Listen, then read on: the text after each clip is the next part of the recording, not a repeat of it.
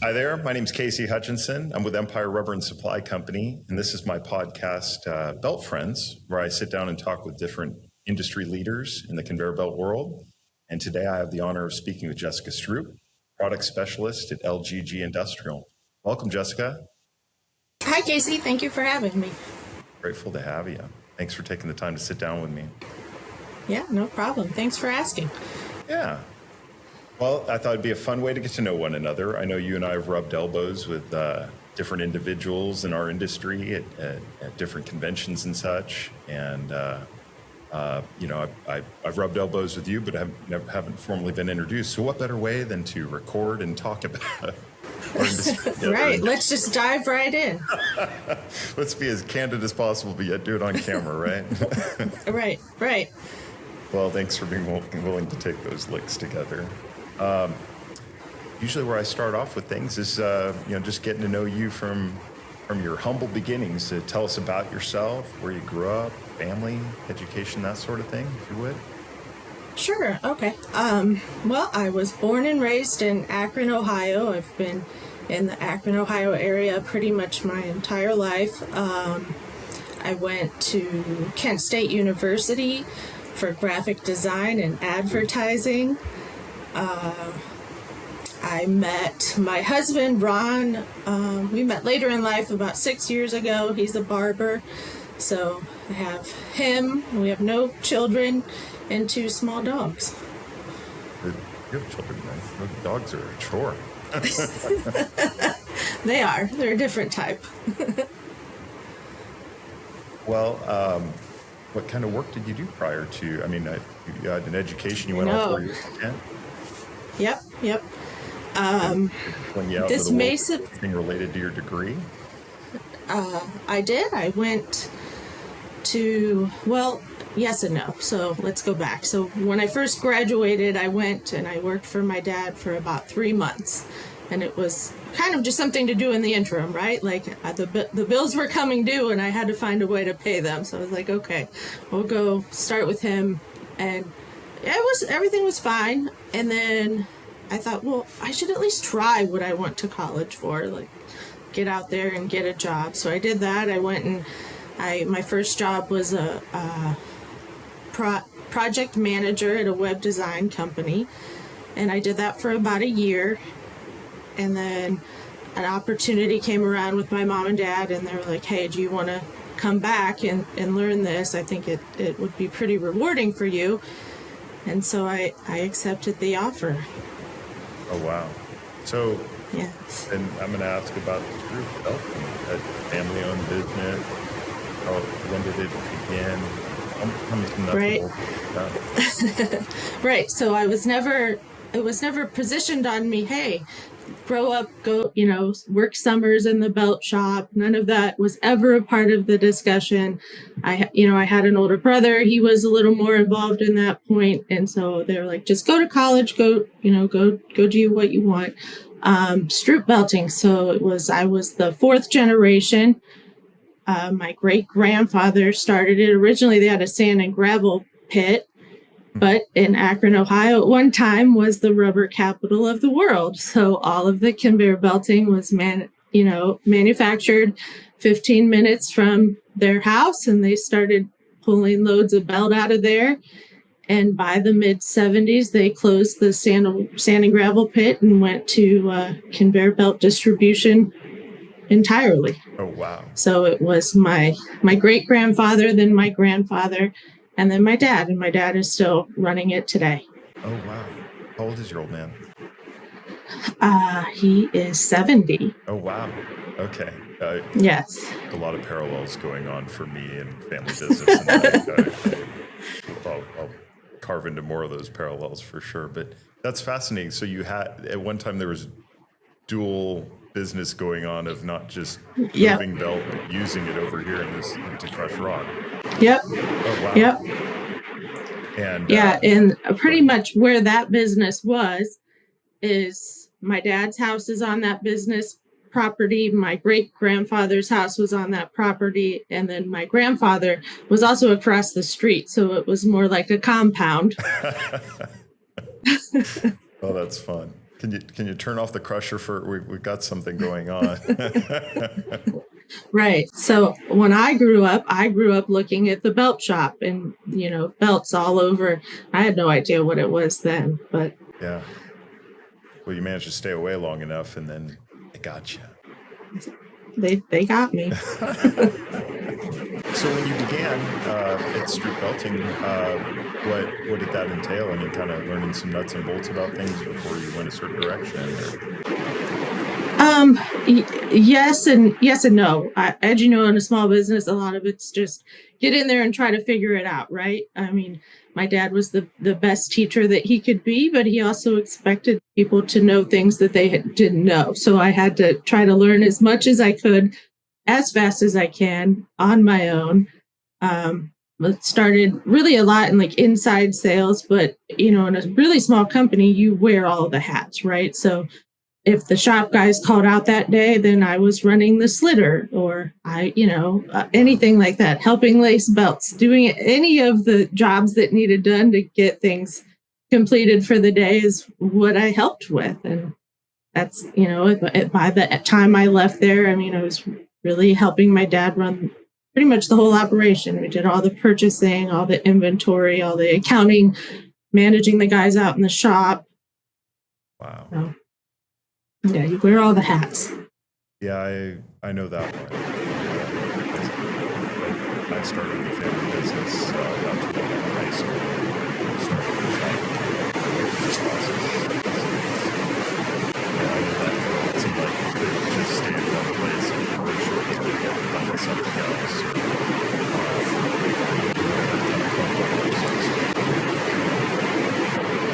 Yep. So your father runs the show. You have an older brother who's involved in the business as well? He is not today. I think it just reached a point with him where people needed to go separate ways. And so I would say it's maybe been about 11 years since he was in the shop. Okay. Yeah, I know that. My brother worked in the shop too. And his qualifications to be a police officer.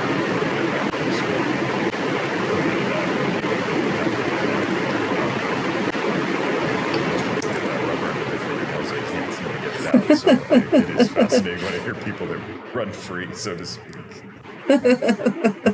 Right. So you worked for how long at Stroup? I worked with my dad for about 16 years. Oh, wow. Okay. That's a long time. Yes, it was a good long run. What kind of markets? And Was it just aggregate that you guys tackled, or did you guys get into lightweight as well? It was majority heavyweight, a little bit of lightweight, but I mean, if anything, you can't keep a white belt clean in a black belt shop, so that didn't really work out that well. Primarily through distribution, right? So a mini wholesaler, not really going direct. The majority of his business is through distribution. So Okay. And so you left Stroup Belting, and did you immediately land at LGG? So that was a very long process, a very stressful process, I'm sure, as you can imagine. A decision that wasn't taken lightly. My dad has a really great business, and I will say it's the perfect business for him. And maybe it just wasn't the perfect business for me. And I always wondered about other opportunities or my personal growth, or, going out and learning other things. And so I made the decision that I was going to leave. I let them know. And then it was about 6 months before I really actually officially left. I helped hire a replacement. I wanted to make sure that things were taken care of to the best that I could leave them when I did finally leave. I was hoping my dad would retire at some point, but that doesn't appear to be in the cards for him. I didn't want him to hold on for me or think, he has to keep riding if I want to keep going. But he's the one, he wants to keep going. So, he wants to be there till the end of it. And so he doesn't owe me anything, and it's what he loves. It's been his whole life.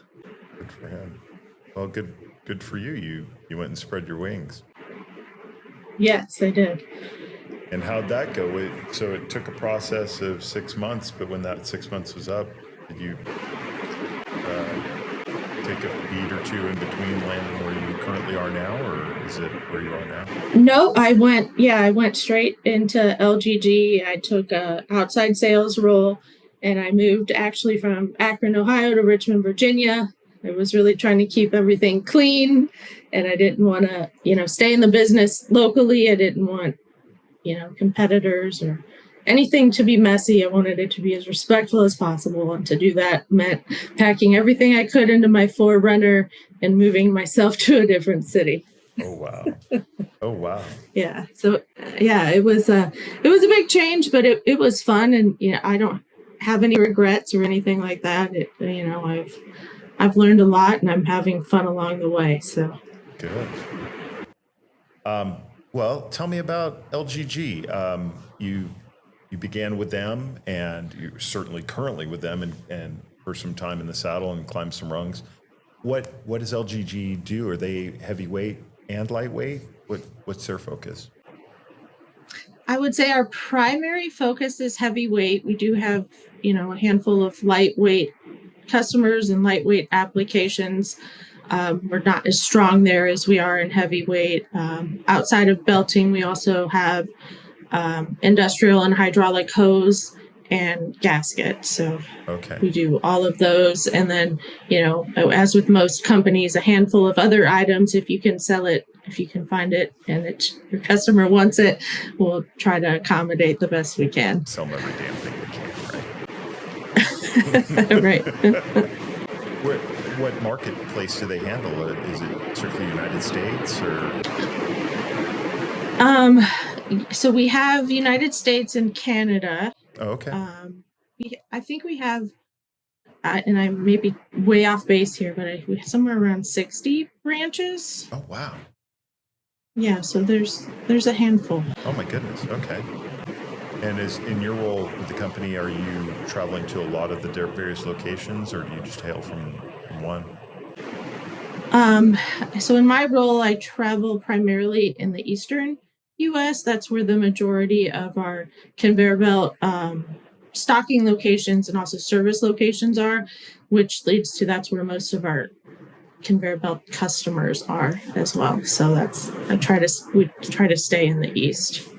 Okay. And your primary role is? So as a product specialist, we do a lot with business development, and then we also travel with our account managers, helping them further develop their business, or, it's not uncommon for us to go out and help with surveys or conveyor belt inspections, training seminars, helping our customers learn, if there's something we can help train them on. That's all falls into my role. Okay. And are you guys full service? Do you install? Yeah, we install. Oh, wow. Okay. So you're sending people all over the place. Yeah. Yep. Awesome. So how was it transitioning from a small family-owned company to now a larger company? Did it take a bit to get some traction there? Probably your eyes are pretty wide, I'm sure. Yeah. It was pretty eye-opening. You go from where your hand is in everything, and you can instantly make a decision and then see the effects of the decision that you just made, to, now there's hundreds of other employees who I might not even know exist that need to have a say in the decision I think I would like to make, and just finding them and finding the right people, and, making sure you follow the path that up through, the correct avenue was took a little bit. I was like, oh, let me slow my roll here and make sure I, do everything like I should. But in a lot of ways it was easy, and I only say that because I already knew the business, right? So when I already knew how to sell belt, I already knew all the products. So moving into a bigger company, it was like I was just then running my own company within LGG, if that makes sense. No, that makes good sense. So except for the hose and gaskets, I did have to learn that, and that's a whole nother thing to learn. I would bet. I mean, it's bottom line, you're still moving product, but now you're shoving it through a tube. You got to connect Right, the two. right, right. Everyone said that the hose is a rounded belt. I don't know that I ever fully, chose to believe that, but I tried. I gave it a good effort. Yeah. So obviously you enjoy the work you do. You've been sticking around for so long. What truly is rewarding about the work you do? Keeps you coming back from home? I think probably the most rewarding part is just being a part of a solution. All of our customers have a problem, right? They're not calling us because everything's going great and, they're running the best that they can. At the end of the day, most of them have a problem, and our job is to find a way to help them. So you get to see new things every day. It makes you think. It makes you reach out to people to find new answers to problems that maybe were the same problem, but a different way to solve it.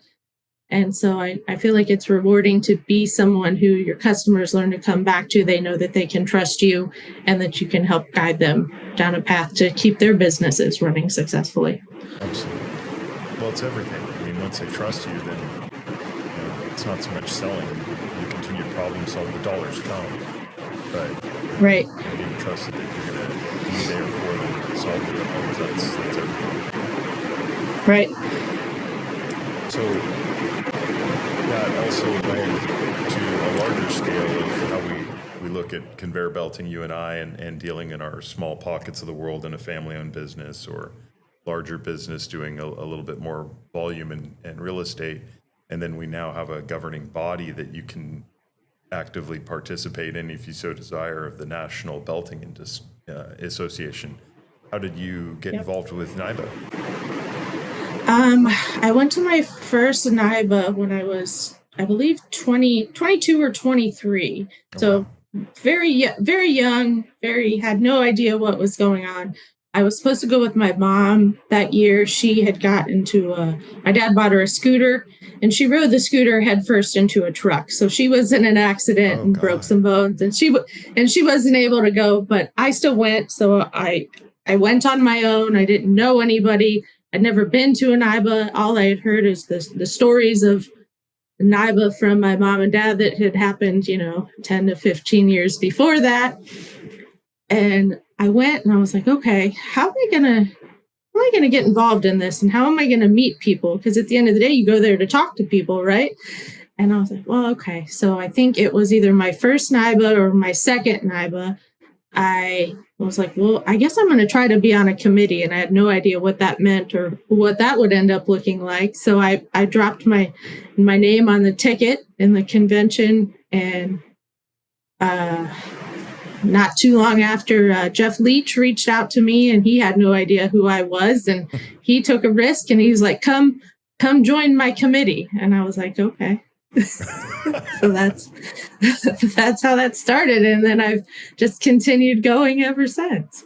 Wow, that's a different path that I'm accustomed to, because I was just going and learning who people were and hanging out in certain groups and just rubbing elbows with different people in different ways. But I never looked towards any of the committees or maybe having a desire to climb any of those rungs until lately. Now I got duped into a committee, but I can see what it must have meant to jump right in and then have your eyes really exposed to everything in and around all that elbow rubbing. Yes, but certainly learning a different group of people and how they keep that wheel turning for us behind the scenes. Right. I like it now. You had to have loved it then. Yeah, I thought it was great. I was getting, at 23 years old, I was getting exposed to people from all over the country, all over the world, who had all different types of jobs, who were willing to talk with me and educate me and encourage me to keep going for whatever it is that I wanted to go for. And, I still have those friends today. So, I mean, a lot of that's, how I ended up where I am. Those were the people that I said, hey, I'm thinking about, stepping out on my own. And they're like, go for it. Yeah. I was like, okay. Well, that's vital for the networking you had to do to look out for yourself. And then at any point in industry, even small or big, you're talking to the right people and making the right connections for prudent business. So that's what I take from it. Well, it's all about the people. And so even moving to LGG, they kept you involved. I mean, they obviously were an involved company themselves. Right. So they were already involved. And I think at that point, I've been to 16 NIBAs maybe, but I served on 4 committees and I was on the board of directors. So the relationships that I have, in there, that it's already a value, right? And so they agreed, like, if I'm passionate about it and it's something I really love, let's keep her there. Let's keep her doing something that she loves. Yeah. And so full support from LGG as far as NIBA goes. That's cool. Yeah, it's cyclical. The rewards are there for your company just as well as yourself. Yep. So, okay, we've covered a lot of nuts and bolts about what we do. This is one of my favorite questions as of late. How do you describe to someone who isn't in our industry what you do? Like, what do you do for a living is what people ask, and then you have to explain it to somebody.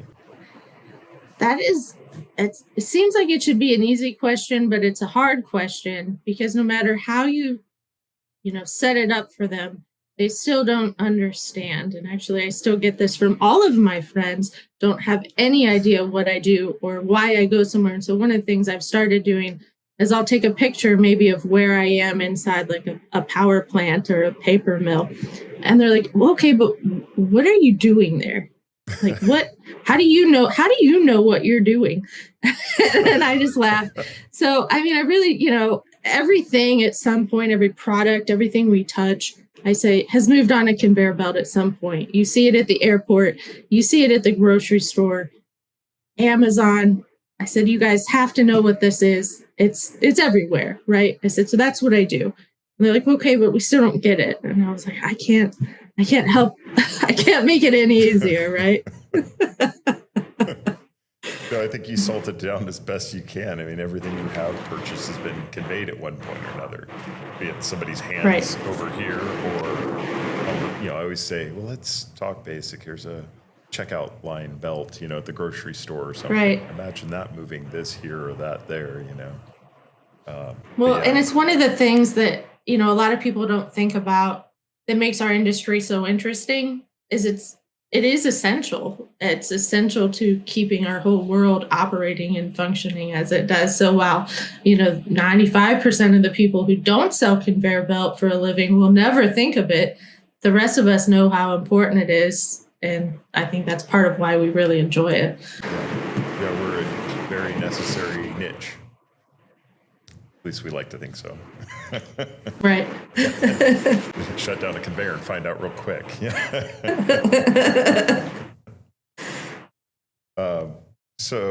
Okay. When you're not doing any of this, what's fun? What hobbies does Jessica have to keep her busy, her mind occupied away from the world of conveyor belting? I'm just learning about hobbies because I've learned that it's important to have things outside of work that you enjoy. That was also, part of the decision when you're in a small business, you have to be there all the time. You don't get a lot of time off to do anything else. A lot relies on you. NIBA for a long time was my only vacation in most of the year, but now I'm taking real vacation. So you're guilty of that too, aren't you? So that, now I look forward to traveling for real, not having to work necessarily during my vacation. What else? My husband and I like to go out on a pontoon boat. We like to go to concerts. A pontoon boat, that's awesome. Yeah. My father-in-law has a house on a lake nearby where we live here. And so he has a pontoon boat there. And then our plan will be to kind of renovate that property as time allows. So something we have to look forward to. So yes. getting out. You said you go to concerts too? Yeah. Yep. Yeah. Any particular music? What's your favorite band? Oh gosh. I've been doing a lot of country lately. Okay. I've been doing a lot of country lately. Yeah. I'm not sure why. I haven't always been a country person, but I've been doing it a lot lately. We like smaller venues and smaller shows as opposed to stadium arena type situations. However, I think this is why we did just recently have Morgan Wallen tickets, and that's the second time we tried to go to Morgan Wallen, and the second one that he was canceled. So Oh no. I guess it just wasn't meant to be. I guess not. But real quick to scratch on one thing you said though, you're trying to develop hobbies. Is there some shift or focus that you're maybe seeing what the next hobby might be, or?